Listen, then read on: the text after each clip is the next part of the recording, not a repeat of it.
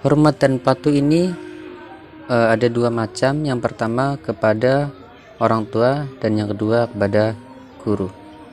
Kita akan bahas satu persatu. Yang pertama, hormati dan patuhi orang tua.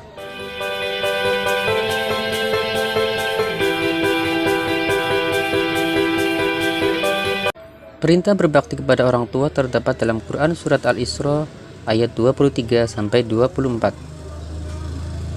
Bismillahirrahmanirrahim. Wa qadha rabbuka alla ta'budu illa iyyahu wa bil walidaini ihsana. إما يبلغن عندك الكبر أحدهما أو كلاهما فلا تقل لهما أف ولا تنهرهما وقل لهما قولا كريما واخفض لهما جناح الذل من الرحمة وقل رب ارحمهما كما ربياني صغيرا صدق الله العظيم. Artinya, dan Tuhanmu telah memerintahkan agar kamu jangan menyembah selain Dia, dan hendaklah berbuat baik kepada ibu bapak.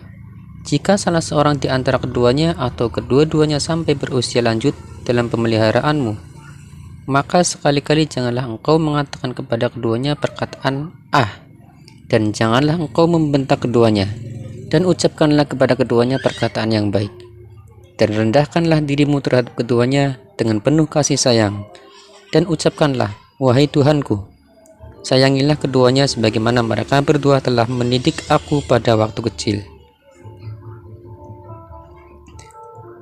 Setidaknya ada 5 hal bentuk berbuat baik kepada orang tua yang dapat kita ambil pelajaran dari Quran surat Al-Isra ayat 23 sampai 24. Yang pertama, jangan engkau mengatakan kepada keduanya uf atau Kedua, jangan membentak keduanya. Yang ketiga, bertutur kata dengan perkataan yang baik. Yang keempat, merendahkan diri kepada orang tua dengan kasih sayang. Dan yang kelima, selalu mendoakan orang tua. Hadis berbuat baik kepada orang tua. An Abdillah bin Amr radhiyallahu anhuma qala Rasulullah sallallahu alaihi wasallam, ridallahi fi ridal walidain wa sukhtullahi fi sukhtil walidain. Rawahu Tirmidzi. Artinya, dari Abdullah bin Amr bahwa Rasulullah sallallahu alaihi wasallam bersabda, ridho Allah terletak pada ridho orang tua, murka Allah terletak pada kemurkaan orang tua. Hadis riwayat Tirmidzi. Mengapa kita harus berbakti kepada orang tua? Dalam hal ini Al-Quran menjawab dengan tegas dalam Quran surat Luqman ayat 14. Bismillahirrahmanirrahim. ووصينا الإنسان بوالديه حملته أمه وهنا على وهن وفصاله في عامين أن اشكر لي ولوالديك إلي المصير صدق الله العظيم. Artinya, dan kami perintahkan kepada manusia agar berbuat baik kepada kedua orang tuanya. Ibunya telah mengandungnya dalam keadaan lemah yang bertambah-tambah dan menyapihnya dalam usia 2 tahun. Bersyukurlah kepadaku dan kepada kedua orang tuamu, hanya kepada aku kembali. Cara berbuat bakti kepada orang tua. Yang pertama, kepada orang tua yang masih hidup. Sebelum berangkat ke sekolah, bersalaman dengan orang tua dan mohon doa restunya. Bertutur kata yang sopan dan bersikap santun dengan kedua orang tua baik di rumah maupun di luar rumah.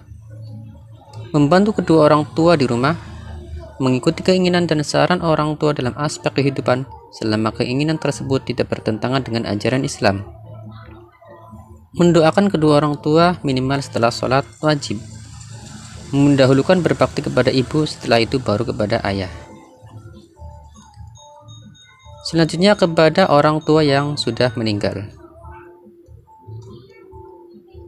Merawat jenazahnya dengan baik, mendoakan orang tua semoga diampuni segala dosanya, menjaga nama baik orang tua dengan selalu berbuat baik, melaksanakan amanah orang tua untuk belajar yang sungguh-sungguh, menjalin silaturahim yang sudah dijalin orang tua waktu masih hidup, menunaikan janji kedua orang tua selagi tidak bertentangan dengan ajaran Islam.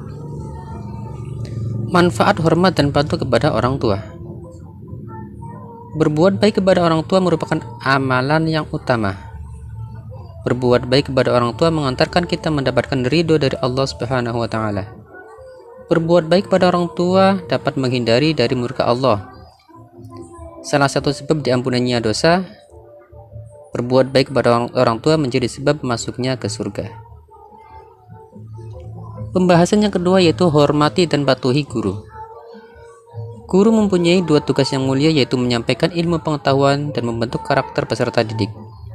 Dalam kajian Islam, guru disebut dengan murabbi, muallim, dan muaddib. Murabbi adalah orang-orang yang memiliki sifat-sifat rabbani, yaitu nama bagi orang-orang yang bijaksana dan terpelajar dalam bidang pengetahuan. Sedangkan muallim bersifat pemberian atau penyampaian pengertian, pengetahuan, atau keterampilan. Sementara muaddib yaitu memberi adab dan mendidik peserta didik.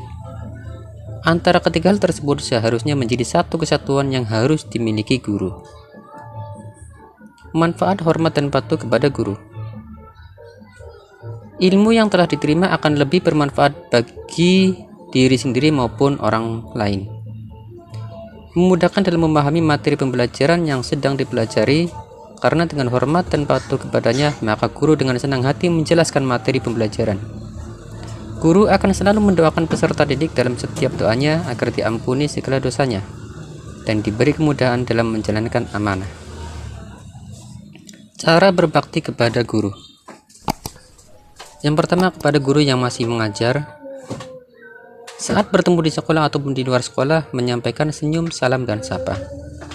Membantu menyiapkan persiapan pembelajaran di kelas, misalnya menghapus tulisan di papan tulis.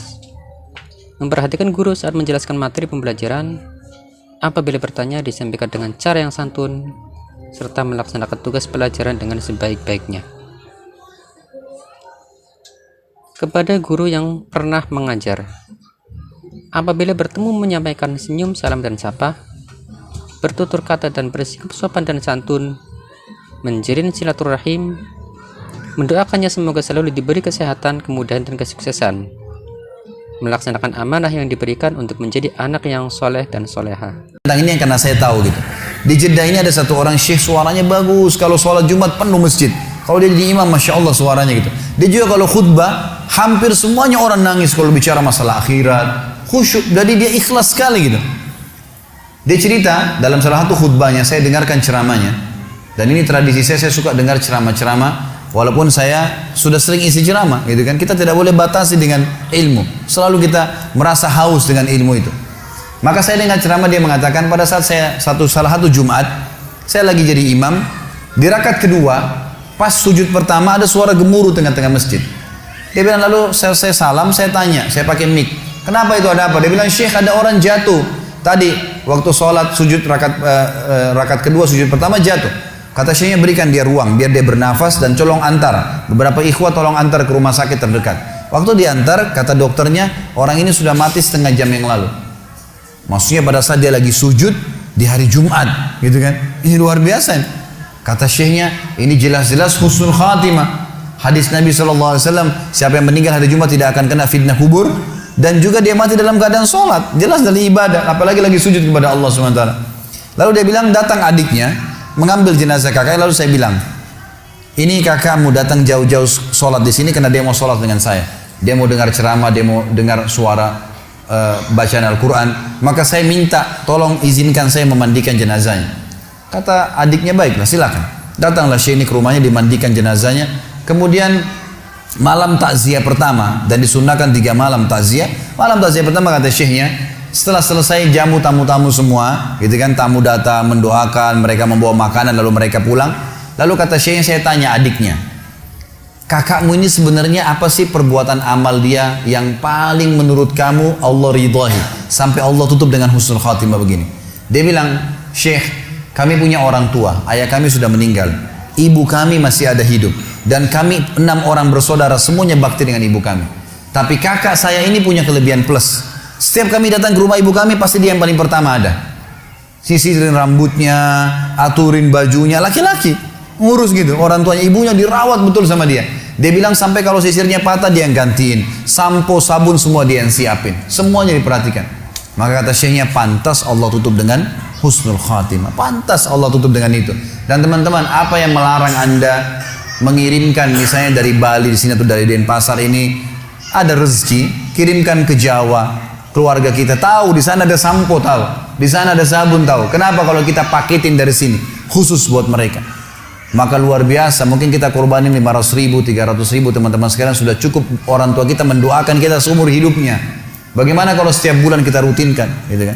Harusnya kita lakukan seperti itu. Ini puncak silaturahim. Setelah itu datang kerabat-kerabat yang lainnya. Kata Nabi SAW, siapa yang ingin diberkahi umurnya, di sini sering diterjemahkan dalam buku Indonesia, siapa yang ingin dipanjangkan umurnya, gitu kan? Sebenarnya tidak ada kata-kata panjang umur ya, karena umur sudah ditentukan, 60 ya 60.